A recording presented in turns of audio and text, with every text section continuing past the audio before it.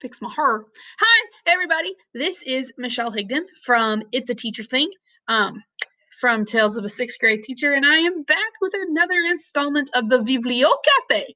And I don't have my coffee mug today, but that's okay because you can go get yours, get your coffee, get your hot chocolate, get your tea, and come away with me as we look at a new, amazing, wonderful book series. Now, I covered this one in a 60-second book talk previously, but as we have learned, I can't talk about books in 60 seconds. And so I'm kind of going back and recapping some that are just amazing, like OMG. Okay.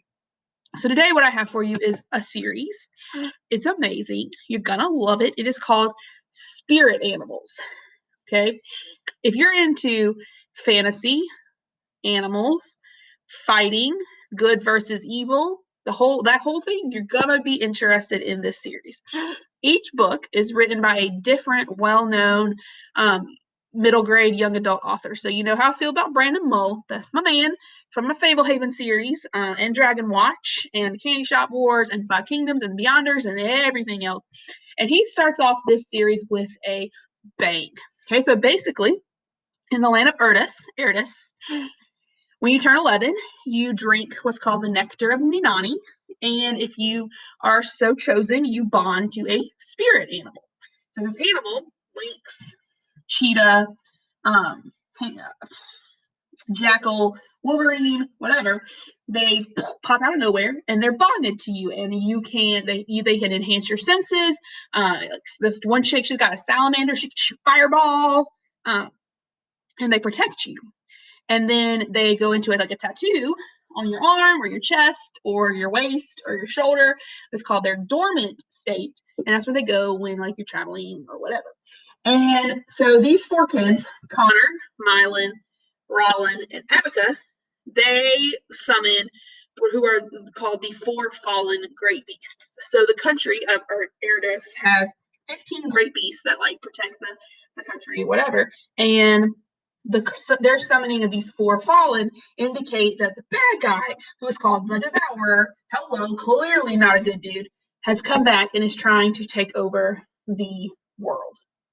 Oh my goodness. So they joined with a group of fighters, resistance fighters, called the Green Cloaks, to go and seek out the great beasts. There's like an elephant, there's a ram, there's an octopus, there's an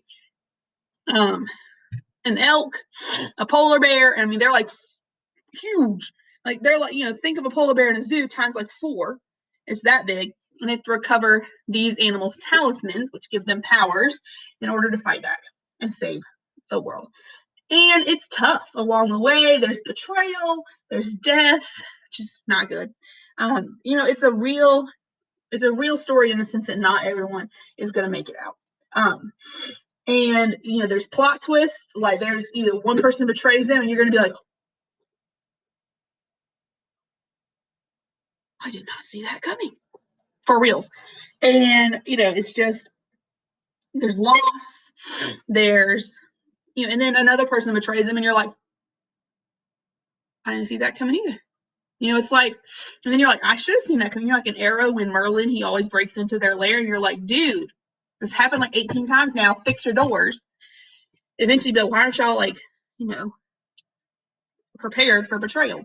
But if you're into fantasy, good versus evil, like I said, fighting, really good characterizations. I mean, these characters, they jump off the page, they come to life, plot driven. They're really short books, which some people like short. Like the first one is 202 pages. It's a quick read. Then you're going to really like this series. And I like it so much that I went to the local used bookstore and bought all the ones that they had. So you've got, and obviously, actually, I bought like the first. So I had number 1, and then I brought it home from school because I was like, oh, I'll just give that a try, see if I like it. Oh, I liked it. So, but the other ones were at school. Can't get into school because school is locked because we're in closure because of the corona. So I bought like 2 through 5 on Kindle. They were $7.99 each. They're that good that I paid $7.99 each. That's like 8 times like 4, which is like $32 on books, which granted there are worse things you can spend your money on. And then there's a sequel series So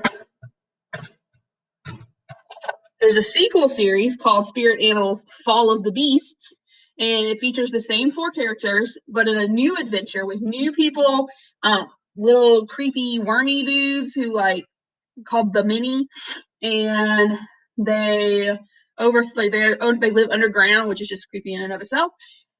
And yeah, it's just it's gonna suck you in. And you're gonna be like, oh my gosh, where has this book been my whole life? And then there's like special editions. So you got like the Tales of the Fallen Beasts. This is the crazy gorilla Kobo, and then you have the creepy cobra Garathon and polar bear Suka and the eagle Halloween. And then there's the Tales of the Great Beasts. So you got G and Uraza and Brigand and Essex. And I'm just telling you, like, if you're science fiction, fantasy, quick reads, kids fighting to save the world, with spirit animals helping to fight, betrayal, a little bit of romance, not a lot because it's, designed for middle grades. And everybody knows, until you're old enough to drive yourself to the McDonald's, you don't need to be going on a date because you can't drive there. It's your mom's date. So, spirit animals, Brandon Mull, he starts the series. And like I said, they're all I have got really bad allergies today. They're all written by different people. So I go out and pick it up and read it. And trust me, you will OMG thank me later.